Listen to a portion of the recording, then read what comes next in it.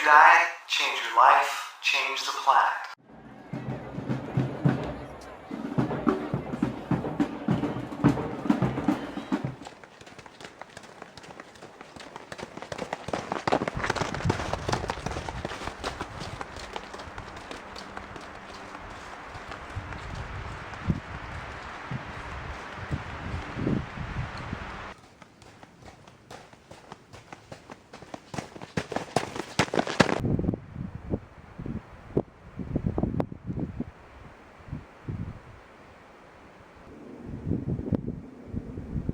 Hi everybody, Tim Van Orden here with the Running Raw Project. I'm standing on the top of Bald Mountain in Bennington, Vermont, and it's freezing up here and really windy and cold, and there's still about 2 feet of hard packed snow on the ground, so I got my Dion's out and did a run up the mountain because the day didn't start off on a very positive note. My sweet little girl, Chirpa, my kitty, has been having eye issues, and they've been getting quite bad. It's ocular melanosis, which is basically a darkening of the eye. The melanin builds up in the eye and stops fluid from coming out. So pressure builds, and it can lead to glaucoma, which is pressure on the optic nerve.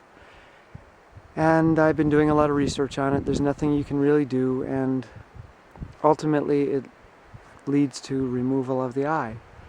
And she's been in pain, so I took her to the vet, and I knew what he was going to say, and it broke my heart, but I had to go in and at least face him and give her the care she needs. This is my little girl. She's my angel, and she's always been so sweet to me and compassionate no matter what she's going through, even with her eye issues. And she's deaf, and she's like 15 or 16 years old, and she always greets me with a smile and a purr and lots of affection. And the thought of, taking her eye away just killed me. So as I was taking her home from the vet, she was meowing in the little carrier, and I thought, oh, I'll let her out and I'll put her on my lap to comfort her. And maybe I wanted to comfort myself. And she gets on my lap and gives me this funny look, and then proceeds to take a dump on my lap. I wasn't mad.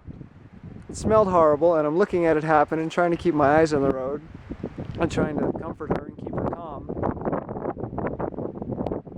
But it didn't matter because I love her so much that she can dump on me all she wants. It's not going to change how I feel about her. And then I realized that the pain that I'm feeling is not for her, it's for me. I don't want to see her change. I don't want her eye to disappear.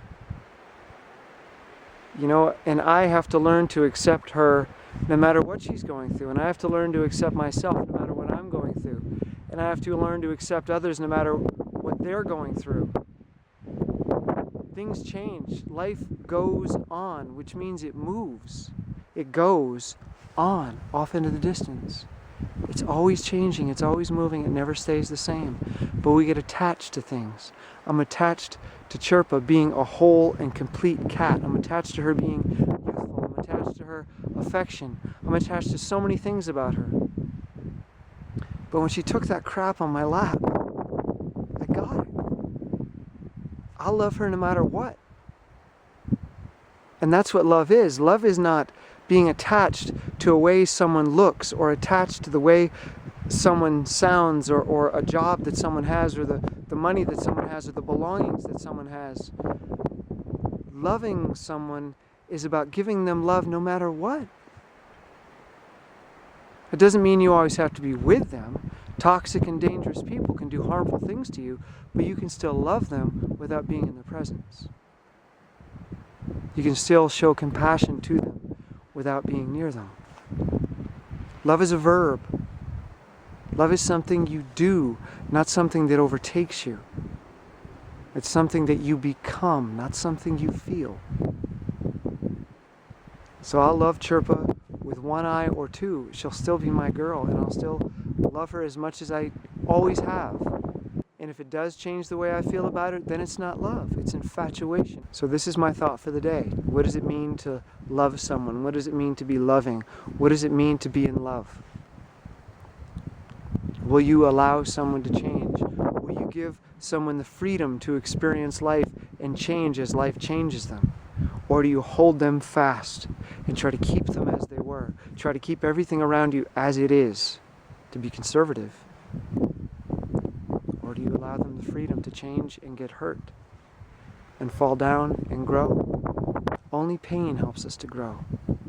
When you go to the gym or when you run, the pain that you're putting your body through is what causes the growth. Not the pain itself, but the pain is just a signal. It's a signpost that you're doing the work that's going to lead to growth. If I were to drop from a helicopter on top of this mountain and look around at the beauty, I didn't grow. I just had a beautiful experience. And that's great. There's nothing wrong with beautiful experiences. But you also need to grow. Otherwise, you remain immature your entire life. And life is a party and life is great. But then one day it isn't. One day your eye gets taken out. And then suddenly everything falls apart because you didn't grow. You don't know how to handle it. The party's over. So now you look for the next party. You look for the next attachment. You look for the next person that's going to fix everything for you. The next person that's going to fill your life with beauty all over again. And you attach to them. But you don't grow. We get attached to people. We get attached to ideas. We get attached to words. We get attached to books. When the wise man points at the sky, the idiot sees the finger and says, it's the finger, that's the answer. And I'm going to gouge my eyes out because my eyes are lying to me, they're confusing me, they're showing me reality, they're giving me evidence to the contrary that this is the answer. So I use the finger to gouge my eyes out so that I can't see the truth anymore. Because I know the truth in my heart. It's the finger. Because the wise man pointed towards the sky with the finger. That person, that beautiful person, that's the answer. And I'll make their life miserable. I will gouge out their eyes and I will gouge out their heart and I will take away their freedom so that they remain the answer for me, and I will not let them go and I will not let them free and I will not love them. I will own them. So that's what I learned today when my sweet little Chirpa took a crap in my lap. And then I ran off into the mountains to process it all.